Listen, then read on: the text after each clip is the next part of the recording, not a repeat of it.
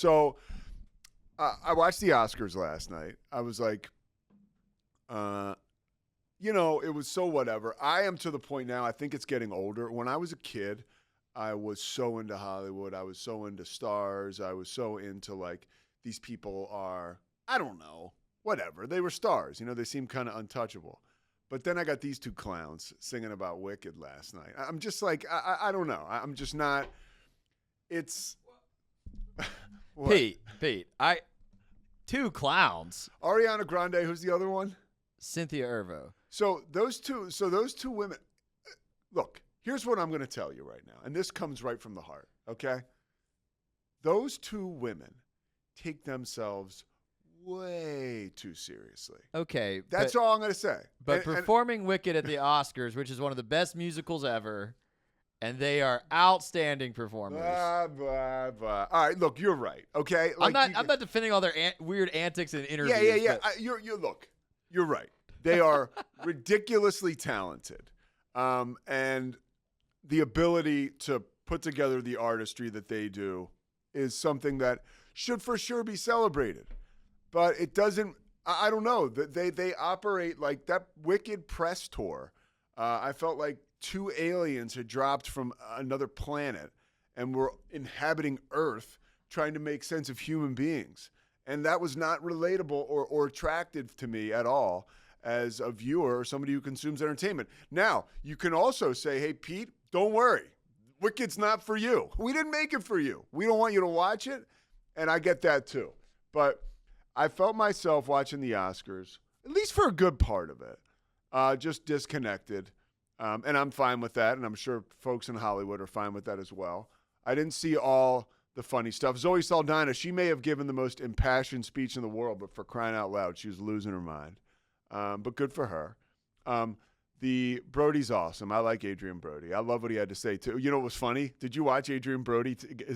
So he's doing his acceptance speech and he's doing the regular Hollywood, thanking everybody, thanking his wife or his girlfriend, his partner. Really cool. And then they start to play him off. And he's like, no. You're not going to play me off. And remember, he already won an Oscar. So he's like, this is my first rodeo. Like, you're not going to like stop the music, and they freaking turn the music off. And then he starts to talk about ending racism and hate and all this stuff. And I was watching with Christy. I turned to her. I was like, well, I ain't going to play him off now. I promise you that. Like, he's going to get his shots up. And he did. And it was a really cool message. And I've always thought Adrian Brody was really cool. And last night was no exception. There was an interesting moment. Andrew Garfield and Goldie Hawn presented together. And it was just, it's impossible for me to not just love Goldie Hawn, but that was a little cringe. I don't know. And I'm trying to think anything else I noticed. I will say the In Memoriam was awesome. Morgan Freeman came out and shared some words about Gene Hackman, talked about working with him. And then they went into the whole In Memoriam, which is so it really does grab you. It's one part reflective. It's another part depressing. It's another part, live in the moment type thing. But for me, really, when I see that Terry, I knew this, but you see all these people together, like James Earl Jones, Terry Garr, again, Gene Hackman. I those people operated in the prime time of my life, with such zest and life. And to think that Terry Garr is dead, when I was a kid, that was probably one of the first movies I ever watched on VHS was Mr. Mom. And she was she was gorgeous and a great actor. So Oscars were cool. I always am down for a big event. I'm always down for a red carpet. So I'm not knocking that side of it. I am as disconnected to that sort of thing as much as I've ever been in my life. And again, not that anybody cares. I will say with Hackman dying, you're on social media, there's that whole story, how he died, more will be revealed there. And I don't think it's going to be great because, now it's showing, by the way, I got a defibrillator and so does he. And these things, they are constantly checking in and clocking what you're doing. And, he had his last life moment, I don't know, 10 days before he was found dead. So, there's some stuff going on there for sure. As to what it is, I have no clue. But again, like more will be revealed.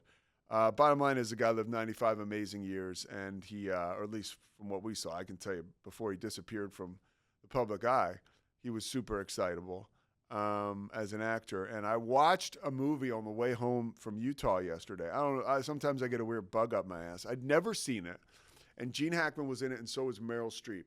The movie is called Postcards from the Edge. Meryl Streep plays like anything like this. She plays like an actress with a mom who's very successful in Hollywood. And it's almost like Judy Garland and her mom, right? Oh, yeah, Liza Minnelli and her mom, Judy Garland, because the mom's an alcoholic. But it's like it's like a dark comedy.